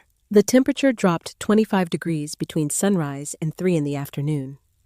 Agnes knew this not from a thermometer, she did not have one, but from the behavior of the moisture in the air inside the dwelling, which began to show the very first suggestion of a chill near the door. Not dangerous, not yet, but there. She moved the barrel's heat output up by adding a second chip to the fire, an adjustment of perhaps a half degree in the room's temperature. Barely perceptible. But she felt it, and the faint suggestion of chill near the door receded. The stones were doing their work, releasing what they had been given all of yesterday and the day before. The walls were doing their work. The earth above her head, 16 inches of packed Nebraska soil, covered by a foot of snow she could not see but could now hear, pressing down with a low, settled weight, was doing its work. Holding. Without drama. Without complaint. Agnes mended the sock. both socks. Actually, she finished the first and started on the second, which had a hole at the heel the size of a silver dollar that she had been ignoring since October, and could no longer ignore in good conscience. She thought about Nora, about a specific evening in Tennessee 45 years ago, when she had been 9 years old, and there had been a storm. Not like this, nothing like this, but a storm, and she had been frightened. And Nora had sat beside her at the fire and taken up her own mending and said, without looking up from the needle, "The earth is holding us, Agnes. It was holding us before the storm started, and it will be holding us after. Our job is just to stay inside it." Agnes stayed inside it. Down in the valley, the Holt house was doing what large, well-built wooden houses do during sustained assaults of extreme cold. It was revealing itself. Every well-built wooden house is also underneath its construction a collection of small gaps, the joint between each board and the next, the space around each window frame where the wood has expanded and contracted through enough seasons to lose the precision of its original fitting, the seal around the door that was perfect in September and is now slightly less than perfect after the October frosts. Under ordinary Nebraska winter conditions, these gaps were nothing. Under 42 degrees below zero with a sustained north wind, they became channels. And the channels multiplied across the surface of a 2-story house until the interior temperature began a slow and unstoppable decline. Edmund Holt had 3 fires running at full capacity by mid-afternoon. His son, Thaddeus, and the 2 younger boys were rotating through the house every 2 hours to feed the wood supply. Edmund did not tell his family what he had calculated at 5 o'clock in the afternoon when he counted what remained of the firewood against what the night would require. The number was not good. He added a log he had not planned to add, sent everyone to bed early to conserve warmth, stood alone in the front room beside the fire with his hands behind his back and his eyes on the floor. He was not a man who admitted mistakes easily. The machinery of his self-understanding was not built for that particular motion. 30 years of being right, of building the right thing, making the right call, holding the right position while other men folded, had created in him a structure as solid and as inflexible as a good hardwood, which was useful in most situations and was right now a problem, because Thaddeus had said nothing to him about the North Slope in months, but Edmund had seen it. The smoke rising every evening from the hillside, rising straight in the dead, still air, rising through the gale in a thin, impossible thread before the wind took it sideways 50 feet up, but at the source straight, clean, coming from something that was not struggling. He went to the bedroom window, scraped a circle in the frost with his thumbnail, put his eye to it. Visibility perhaps 8 feet, white beyond that, nothing. He could not see the North Slope. He could not see anything past the edge of the porch.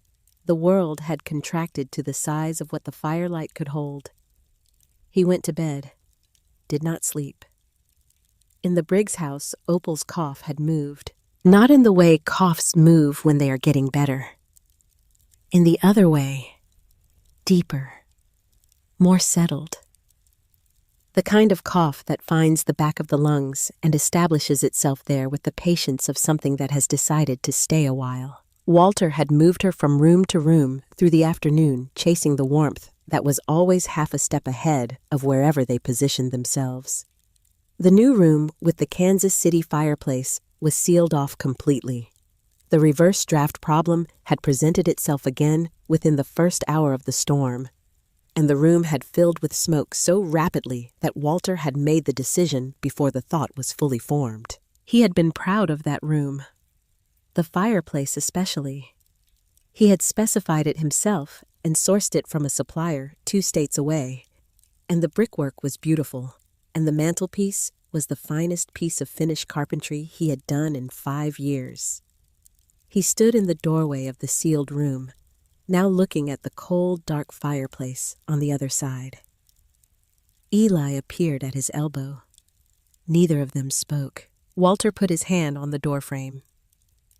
Solid. Good construction. He had built it himself, and he had built it right. The problem was not the craftsmanship. The problem was the flue design, which under sustained north wind created a pressure differential that reversed the draw.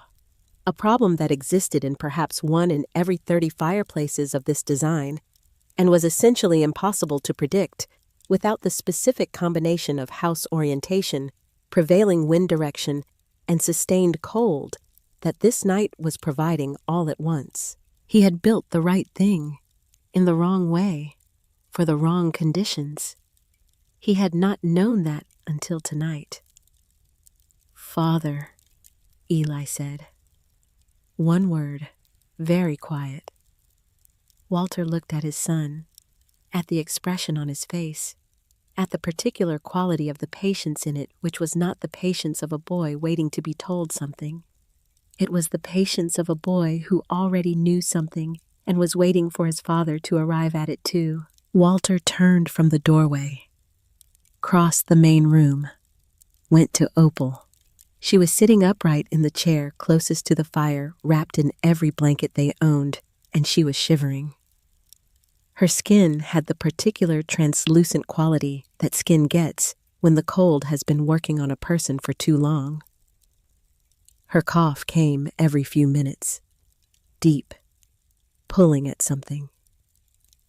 Walter crouched in front of her, took her hands in his. Cold. Her hands were cold inside 3 layers of blanket. He stood. "Put your boots on," he said to Eli. And that was all he said, because that was all that needed saying, because Eli already knew, had known Walter understood for considerably longer than tonight. Eli had his boots on in under a minute. Walter wrapped Opal in the blankets, all of them, lifted her. She was not heavy. She had never been heavy. She felt in his arms right now like something he could not afford to lose, which she was, which she had always been. He did not wake the other children. They were warmer in their beds than they would be on the move. He left them. He went out into the storm. The cold was a physical thing, not weather, not temperature, a presence. It hit the exposed skin of his face like something thrown at him, and the wind behind it drove ice crystals into every gap in his clothing, and found his collar, and found the space between his glove and his sleeve, and went directly for the skin underneath. He put his head down, walked north. The snow came to his knees in the open ground between the house and the slope. Deeper in the drifts that had formed against the low fence line where he went in to his hip on the second step, and had to drag himself free with Opal's weight in his arms. He stopped twice, not from exhaustion, from the specific physical phenomenon of arms that are carrying more than weight, that are carrying 30 years of marriage and 14 years of a son who was right, that are carrying the understanding that the most capable man in the valley for 3 decades had built a room that was going to kill his wife on a night when $11 and a shovel and some knowledge from a dead woman in Tennessee would have saved her. He reached the entrance. He knocked. Agnes opened the door. She looked at Walter, at Opal in his arms, at the state of both of them, the frost on his beard, the particular color of Opal's face, the way she was breathing. Agnes stepped back, held the door. "Put her near the barrel," she said. "East side." Walter carried his wife inside, set her down with the deliberate care of a man handling something he is afraid of losing, straightened up. He stood in the center of the room. The warmth came up around him like something alive. Not the warmth of the barrel, though the barrel was contributing. The warmth of the walls, the floor, the air that had been the same temperature for 3 months and intended to remain so regardless of what was happening outside. Walter stood in that warmth and felt something happen in his chest. Something that had been braced and rigid since at least October. Since, if he was being honest, since a Wednesday afternoon when he had stood in this room alone with his hand on that wall. He walked to the south wall, put his palm flat against it, held it there. This time Agnes was watching. This time Eli was watching. This time everyone in the room could see the master carpenter of Coldwater, Nebraska, placing his hand against an earthen wall and standing very still. And this time, Walter Briggs did not care that they could see him, because Opal was breathing warmer air, because the shivering in her shoulders was already in the first 5 minutes beginning to ease, because the temperature in this room was the temperature of a September afternoon, and outside it was 42 degrees below zero, and the difference between those two things was the difference between his wife and the alternative. He kept his hand on the wall. They arrived after that in 3 separate movements, each one driven by the same arithmetic. The arithmetic of survival, which is very simple, and which overrides everything else when it becomes necessary. Edmund came with Miriam with Thaddeus, with the 2 younger boys. They came through the lull in the early morning of December 25th, a 2-hour window where the first phase of the storm exhaled and the second had not yet arrived. The visibility opened to 30 feet. Enough. Edmund stopped at the entrance. Agnes was in the doorway. She had heard them coming. Miriam had a lantern. Edmund looked at Agnes. Between them lay everything he had said since June. Every word of it. The petitions, the legal documents. The morning he had stood before her, with the county process folded in his coat pocket. The way he had said, "You will regret this stubbornness," without quite the conviction he had intended, and had ridden away hoping she had not noticed. He stood in the field of all of it. "My boys are cold," he said. "We've had no firewood since last evening." Miriam was standing behind him. And when Agnes looked past Edmund to Miriam's face, Miriam gave the smallest possible movement of her head. Not a nod exactly, something smaller. The acknowledgement of a woman who had been waiting for this specific moment since October, who had kept it alive through 2 months of silence and 1 carefully written letter to a doctor in Caldwell, who had understood earlier than anyone that the storm would come, and who had made sure in the only way available to her that it would find Agnes Merritt still on that hill. Agnes stepped back, held the door wide. "Come in," she said.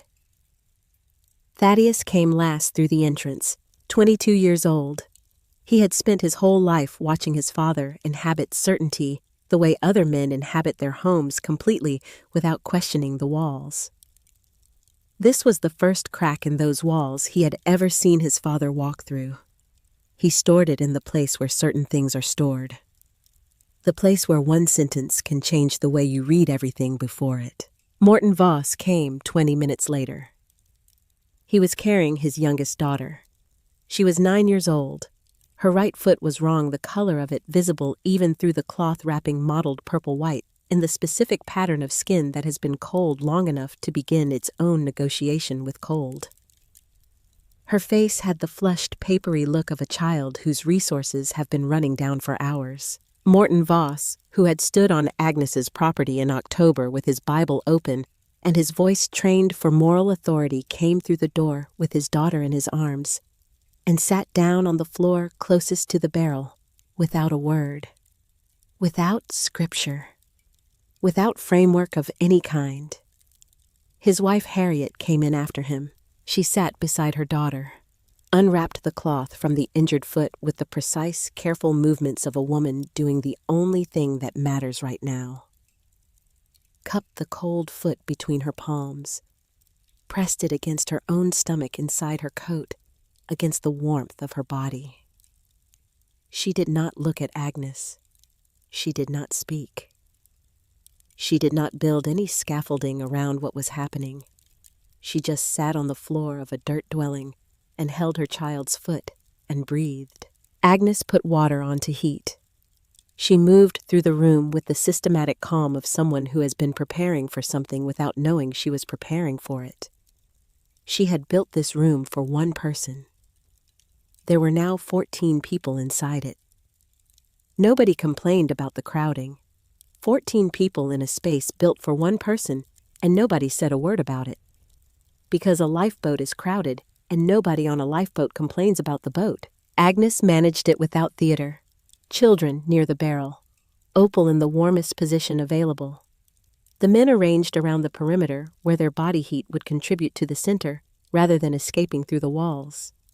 She prepared tea from her dried herb stores and poured it into the single cup she owned and handed it to the person who most needed it, and took the cup back and rinsed it and poured again. She heated Flat Creek stones in the barrel and wrapped them in cloth and distributed them, starting with Opal, whose temperature she was watching, and Morton's daughter, whose foot she was watching, and working outward from there. She did not say "I told you so," did not arrange her kindness in a manner that required anyone to acknowledge her rightness, did not look at Edmund or Morton or Harriet with the particular expression that the moment might have entitled her to. She simply did what needed doing, because that was what Nora had taught her, not as a lesson, as a way of being. The earth takes everyone in Agnes without asking whether they deserve to come in. You learned from the earth. Act like it. On the second evening, Edmund Holt and Morton Voss had an argument. It was not a large argument. It was the kind of argument that happens between two men who are both accustomed to being the authority in every room they occupy, and have found themselves simultaneously in a room where neither of them is the authority. The specific subject was minor, the placement of one of the Holt boys relative to one of Morton's children, where the boy was sitting, whether he was sitting too close to the heat supply. But the subject was just the surface. Underneath it was 2 days of cold and fear, and the entirely new experience of being wrong about something that had mattered, of having sent a petition to a judge, of having opened a Bible in front of this woman and quoted it at her like a weapon, of having sat in a meeting at Edmund's house and agreed in a room full of men that this old woman with her dirt and her borrowed shovel was a problem that needed to be resolved. The argument started to rise. Edmund's voice took on the register it used when it meant to conclude things. And then he saw Eli. Eli Briggs was sitting 4 feet away, 14 years old. He was looking at Edmund with an expression that Edmund had not seen on a face directed at him in a very long time, possibly ever.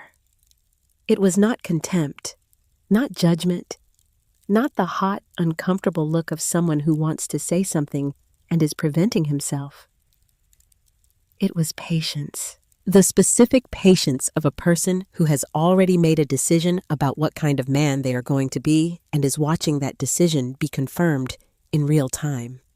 The patience of someone who does not need this moment to be different than it is because they are already living somewhere past it, already standing in the future they chose. Edmund stopped in the middle of a sentence. He looked at that 14-year-old face for 3 full seconds. Then he sat down. "I apologize, Reverend," he said into the quiet. "That wasn't necessary." Morton looked at the floor. "No," he said, "it wasn't." Agnes, who had not looked up from what she was doing, which was checking the temperature of the stone she was about to wrap for Opal, quietly asked Thaddeus to help her move the remaining fuel from the overhang to the interior shelf. Thaddeus stood immediately and went outside into the storm to do it. The moment passed. Later, when most of the room was sleeping, Eli came and sat near Agnes. The fire had been banked low. The stones were doing the work. The temperature held as it had held for 2 days now, as Agnes had understood it would hold as the earth beneath their feet had been holding things longer than anyone in the room had been alive. Eli sat with his back against the wall, his knees drawn up. "Why did you let us in?" he said, not accusing, genuinely asking, the way a person asks a question they have been sitting with for a while. Agnes looked at the ceiling. "Because turning someone away from warmth when you have warmth is a choice you have to live with afterward," she said.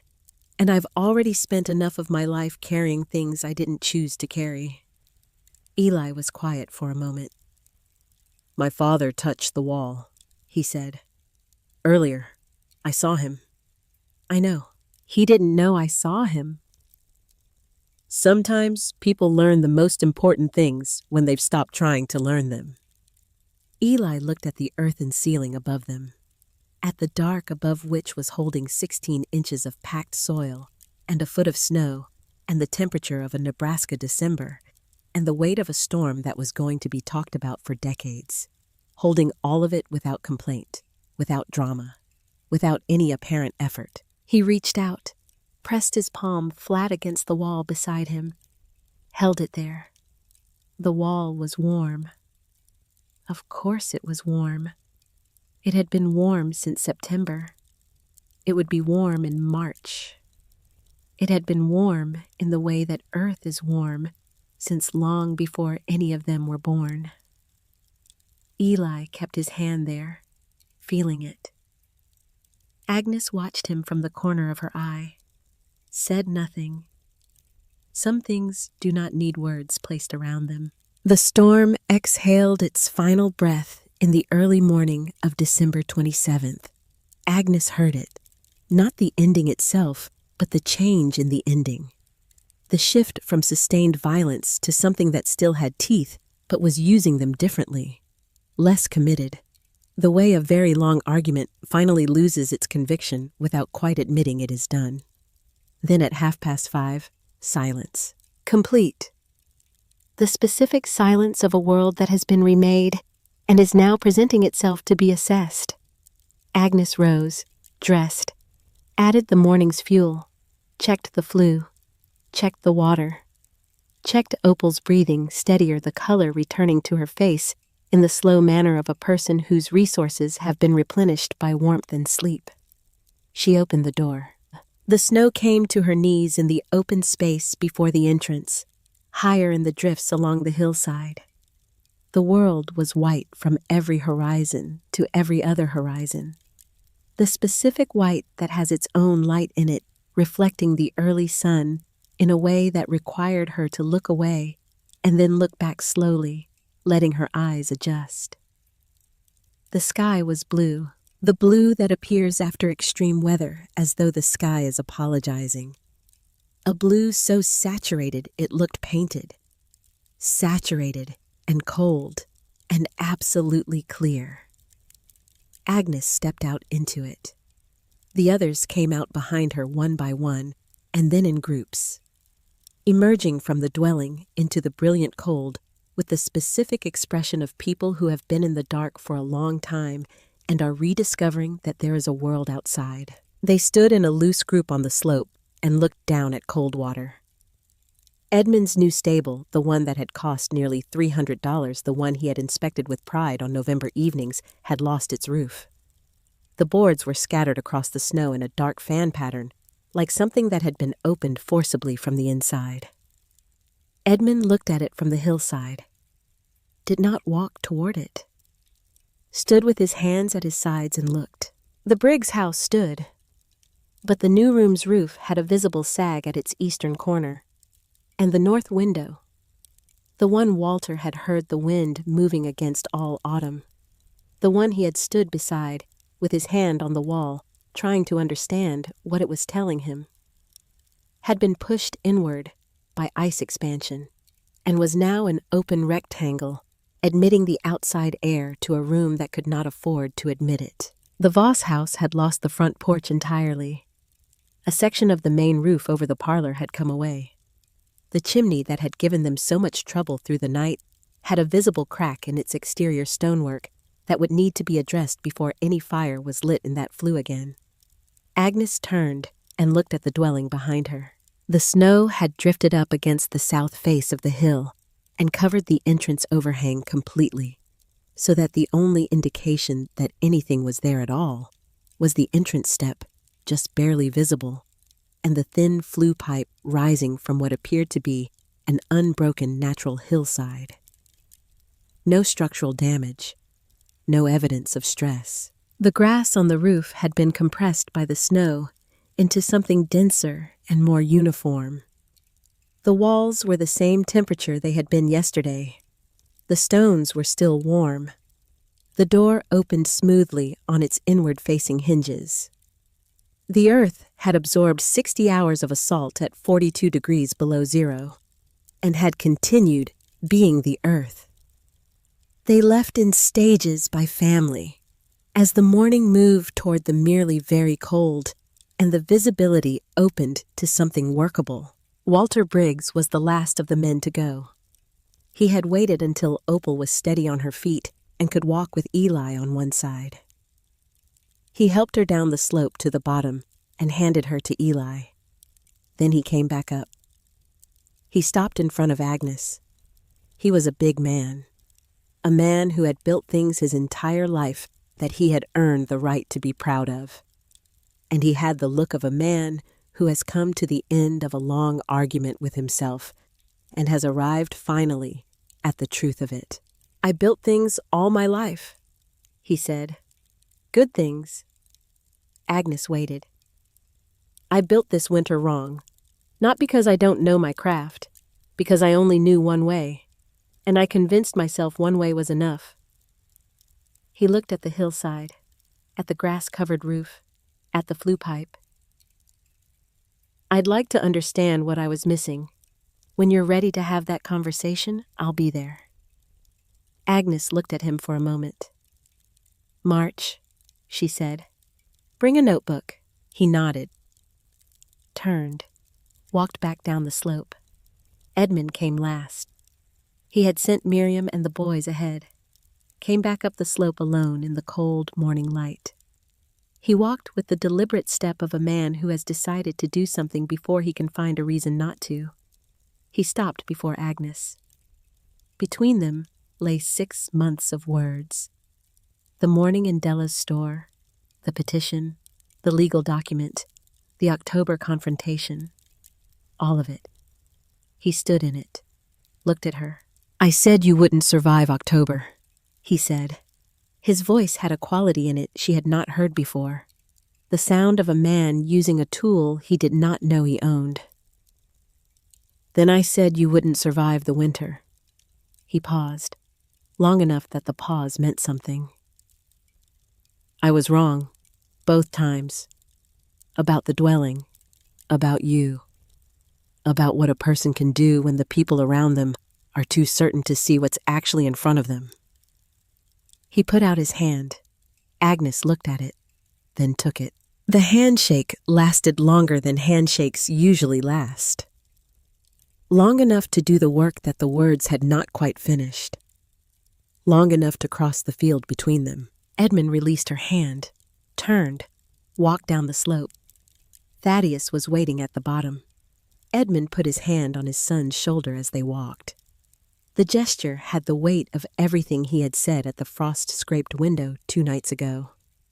Of everything Thaddeus had heard and stored in the place where one sentence changes the reading of everything before it.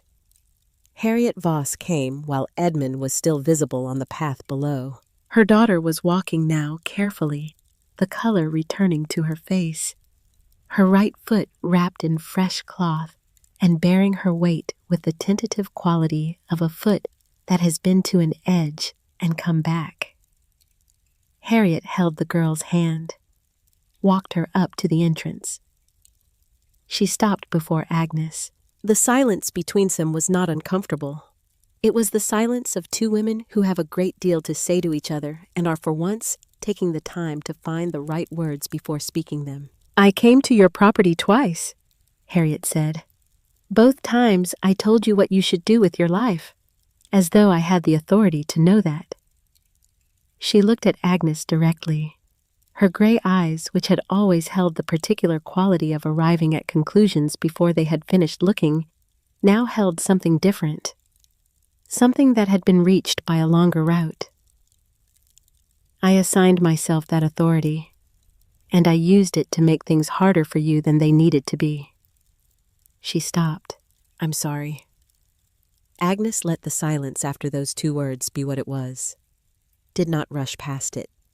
did not fill it with reassurance or with the particular performance of magnanimity that would have made this about Agnes's generosity rather than Harriet's honesty. "It's done," Agnes said. "Not forgiven exactly. That word has a ceremony to it that doesn't quite fit. Something more complete than forgiveness. Finished. Set down. Over." Harriet looked at her for a moment, then nodded once with the full weight of understanding what had just been offered and accepted. She took her daughter's hand, walked down the slope. Agnes watched her go. Then she stood alone on the hillside in the cold, clear morning of December 27th, 1880, and breathed. The air was sharp, clean in the specific way of air that has been through something and come out the other side. Cold, still. 20 below, maybe. But without the wind, it was survivable. Without the wind, it was just Nebraska in winter, which Agnes had signed up for, which she had built for, which she had prepared for, with the quiet thoroughness of a woman who paid attention to what the earth was offering before it changed its offering. She put her hand on the south wall of the hill. The warmth came back into her palm, patient, steady, exactly as it had been yesterday, as it would be tomorrow. She stood there for a moment with her eyes closed, feeling it, thinking about Nora, about a fire in Tennessee, about a girl of 9 who did not yet know that the knowledge being pressed into her hands on those evenings would one day be the thing that kept 14 people alive through the worst winter in the recorded history of the Nebraska Territory. About the way knowledge moves not in textbooks, not in documents, not in the formal transfer of certified information, but in hands, in voices, in the space between a grandmother and a grandchild, on a winter evening when there is nothing else to do but pay attention. The knowledge was older than any nation on this continent, older than the names people had given to the land, older than the arguments about who owned it, old as the earth that had held its warmth through every winter that had come for as long as there had been winters to come, and now it was moving again. March came cold, and then less cold, and then with the particular unsteady warmth of a Nebraska spring that cannot quite commit to being spring yet. The ground thawed and froze and thawed again. The creek ran high with meltwater.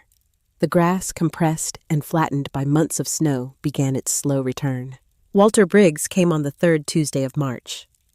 He brought a leather notebook, good quality, the kind he used for building specifications, and a pencil sharpened at both ends with the optimism of someone who expected to fill pages. He sat on the floor of Agnes's dwelling. He opened the notebook. He asked good questions. Not the questions of a student, the questions of an expert in one tradition encountering a different tradition and doing the serious work of understanding how it functions. He asked about load distribution, about moisture management, about thermal mass calculation. He did not call it that, but that was what he was asking about the relationship between depth below grade and temperature stability. Agnes answered plainly, with the numbers where there were numbers and with the principles where the knowledge was in the principle rather than the calculation. "You were solving the wrong problem," Walter said once, quietly, not bitterly, with the evenness of a man who has finished an accounting and arrived at a number he can live with. "I spent 30 years keeping the weather out. You built something that let the earth in." Agnes looked at him. "The earth was already in," she said. "I just stopped pretending it wasn't." Walter came back twice more before April. By the time the ground was workable, he had incorporated modified versions of Agnes's principles into the repair work on his damaged room. The flue redesigned, the thermal mass added under the new flooring, the north walls sealed with a layered clay mixture that he had refined over 3 sessions with Agnes until the ratio was right. When the repair was finished and the room held its temperature through the cold April nights, in a way the original room had never managed, Walter mentioned it to every settler who asked about his work. And when he mentioned it, he said exactly where the knowledge had come from. Because knowledge you keep hidden is only half yours. Someone had told him that. Through his son, who had heard it from a 63-year-old woman on a north-facing slope in the summer of 1880, when the boy was still deciding what kind of man he was going to become. Edmund Holt sent a cow in April. He brought it himself, leading it up the slope on a rope. They completed the transaction in 3 sentences and a handshake. The cow had a calf that spring, and the milk changed Agnes's daily arithmetic from sufficient to something she had not experienced since February of the previous year, which was the simple, uncomplicated feeling of having enough without counting it. Della Crane came in May. She sat across from Agnes at the small table and opened a new notebook, not the one she had burned in December. A different one. She outlined what she had in mind with the directness of a woman who has never found that wrapping a business proposition in social niceties makes it any better or any worse. She wanted to establish a teaching arrangement. Agnes's knowledge, Della's materials, the settlers arriving each spring with land claims and no money, and one winter standing between them and everything they had come here for. Agnes negotiated her terms. They were specific. They were fair. They left no room for ambiguity about whose knowledge it was or what Agnes received in exchange for it. Della read the terms. The corner of her mouth moved in the way it did sometimes, somewhere short of a smile, but headed in its direction. She signed.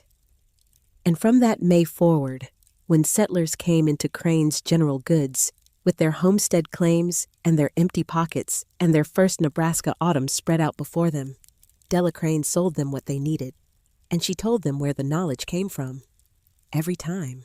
By June, the hillside adjacent to Agnes's dwelling was producing sounds. The rhythmic, purposeful sound of a shovel going into earth. Of a young person working with the focused attention of someone who has found the specific thing they know how to do and is doing it in the full understanding of why it matters. Eli Briggs had started the previous week. A family from Ohio had arrived with a homestead claim on the next slope over a husband and wife and 3 children under 10, with enough money for their first month of supplies and nothing remaining for lumber or windows or the hardware a wooden house required.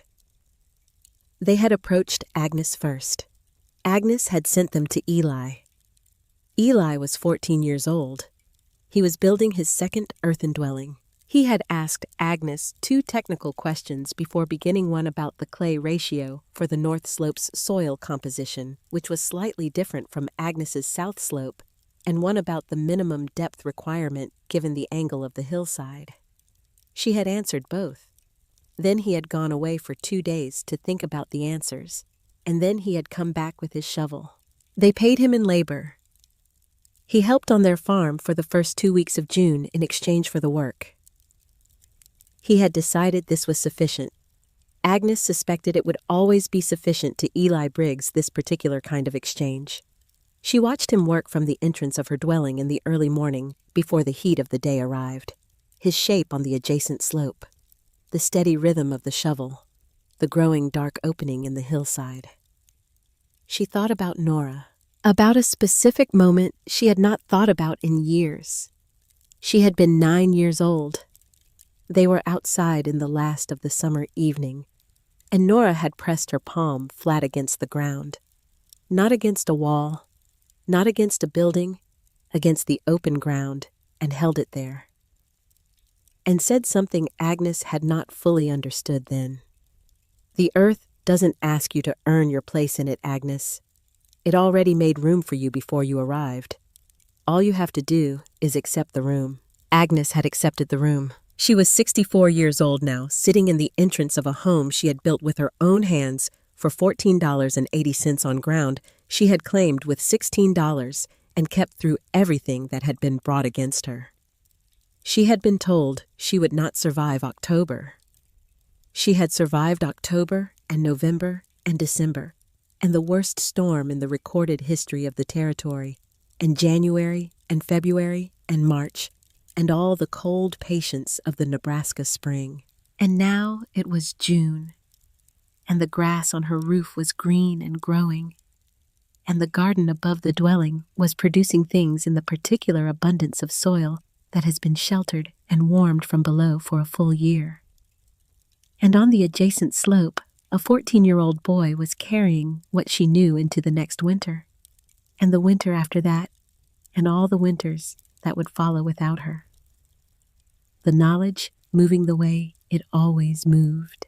Not in documents, not in petitions, not in the legal language of men who decided what belonged to whom. In hands, in voices, in the space between one person and another on an ordinary morning when there is nothing to do but show up and pay attention. The shovel struck on the hillside beside her. Rhythmic, certain. And from the small pipe rising from the south face of the hill, a thin thread of smoke moved straight up into the blue Nebraska sky of June. Thin, patient, unhurried, exactly as it had risen through every night of the long winter just past, exactly as it would rise through every winter still to come.